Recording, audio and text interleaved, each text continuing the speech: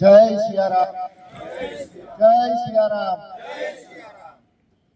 Green army charitable trust દ્વારા આજના કાર્યક્રમમાં મંચ ઉપર ઉપસ્થિત વરાછા કોઓપરેટિવ બેંકના ચેરમેન શ્રી ભવાનભાઈ, નવાભાઈ, વિજયભાઈ તેમજ આ ટ્રસ્ટના અધ્યક્ષ એવા તુલસીભાઈ, આમંત્રિત મહેમાનો,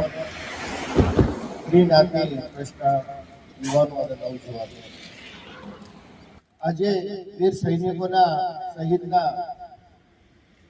જવાનોના શ્રદ્ધાંજલિના ભાગરૂપે વૃક્ષારોપણનો કાર્યક્રમ કરીને દરેક વૃક્ષ ઉપર એમનું નામ લખીને કે એક દેશભક્તિ માટે જે વીર જવાનોને ફક્ત જ્યારે શહીદો થતા હોય છે ત્યારે ન્યૂઝ મીડિયાની અંદર, સામાજિક કાર્યક્રમોની અંદર યાદ કરતા હોઈએ છીએ, પરંતુ ત્યાર પછી એમને ભૂલાઈ જતા હોય। પરંતુ આ વૃક્ષના નામે આપણે ચોક્કસ આજીવન સુધી આપણે તમામ વીર જવાનો જે શહીદ થયા છે એમને આપણે ને આપણી પ્રજા પણ એમનું જ્યારે નામ આ વૃક્ષ ઉપર વાંચશે ત્યારે ચોક્કસ એમને યાદ કરશે। તો ધીરે ધીરે જે પ્રમાણે સુરત શહેરની અંદર આ વર્ષે પ્રદૂષણનું પ્રમાણ જે પ્રમાણે વધતું જાય છે,